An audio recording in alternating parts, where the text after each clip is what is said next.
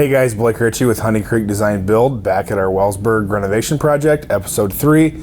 Last time we had Jenna with Oro Design Group here walking us through the design phase, and we were still in mid-construction. Now we are about to start the drywall phase, and we're going to get you caught up to speed of what's happened since then.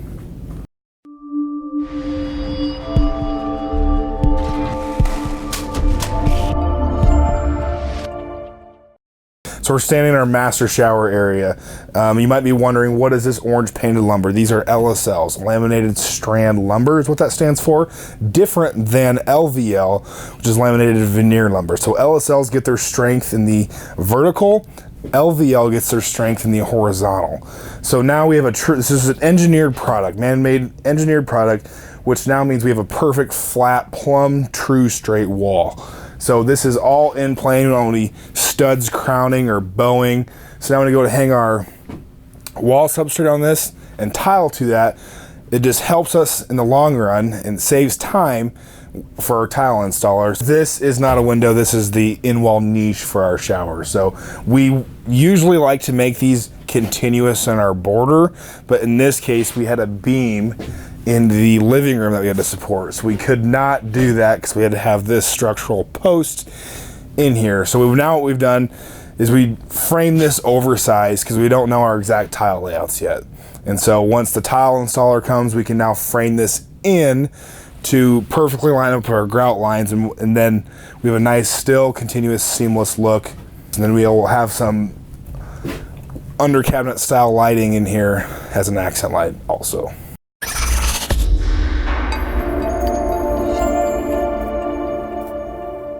Hey guys, we're upstairs. We have not checked out this space since episode 1, so we're going to show you around and see what we've done. I'm standing in what we used to enter the upstairs, so we kept the entrance the same.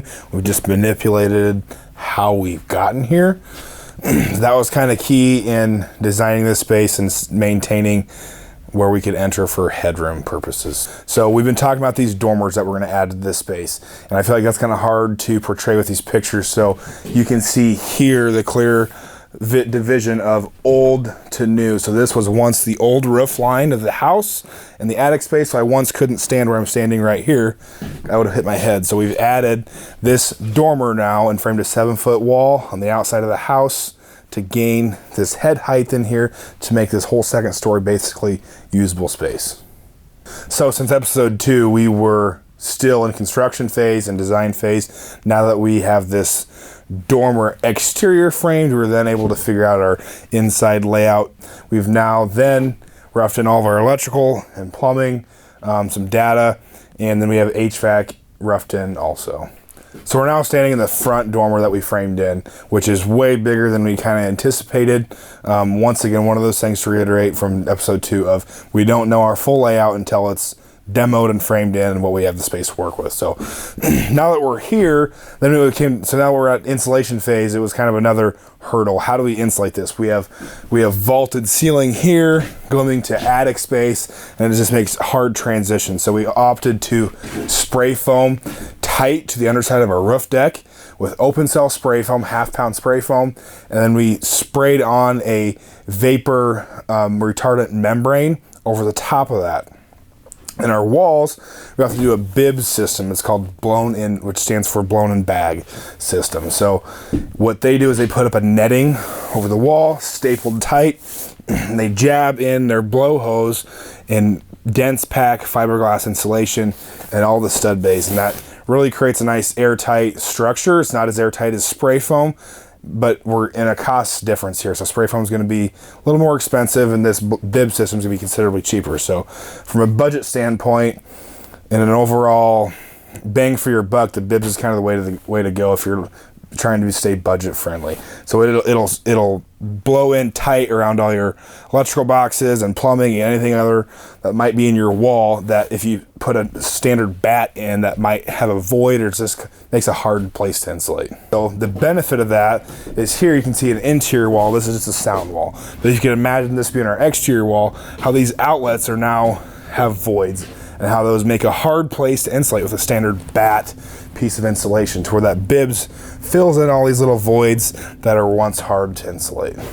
So Kinsler was our subcontractor for the installation, and so what they did the bibs product and all the spray foam, and they also did an air sealing phase. And so what they do in that is they spray foam any pockets that are too small to their bib system, and they put this caulking between any double plates or any double studs and up here on the headers, so no air can now travel through that, and we get a tighter air seal in our house. So the remodeling process, no matter how much planning you do, there's always a few things, variables that are unaccounted for, that you can account for, but just take extra time. So here, for instance, we have an old true 8-foot stud wall, and we go to our addition, which is a new stud, which is 92 5/8. So this wall finishes at 8'1". So we have an inch gap once we hang our sheetrock, 2 pieces of 48-inch sheetrock horizontally, or a piece of 8 foot vertically. Here now, if you hang 2 pieces of 48-inch sheetrock horizontally, you have a 4.5-inch or better gap at the bottom, which most new style trims will not cover. So then what we're doing is we're hanging 1 piece of 54-inch tall sheetrock and 1 piece of 48-inch tall sheetrock. So it's just those few little things in remodeling that always take time. You have to think about. It's not standard. So this is why, this is just kind of, I would reiterate why the remodeling process takes a little longer or slower than new construction, as instances like this that you have to stop and think about.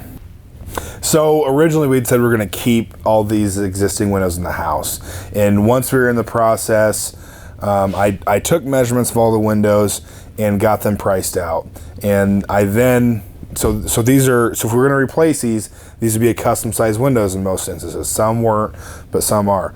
So what I then explained to the customer is that if we change these to a standard size window, it saves us some cost now. And then the other thing is too, we were going to paint these windows. So now we're saving the money of having to paint these windows, because it's going to have a factory applied finish that's built into that cost. So we've just now saved some money by replacing these windows now. The flip side of that too is it takes less time to install these at this phase in construction. So if you're trying to save some money in remodeling, keeping the windows probably isn't always the best bet, because let's say their plan was to replace these windows in 5 years, and we now have to custom size order windows, so that adds costs, and now we have to deal with trim inside and outside, so it's going to take longer to install these windows.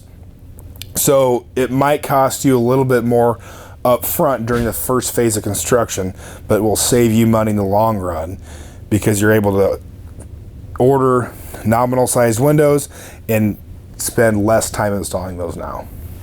So just to recap, episode 3, we've gone through all the rough-in electrical, rough-in plumbing, some rough-in HVAC. We talked about some framing methods and why we did that. And we also talked about our insulation and why we chose to do those methods.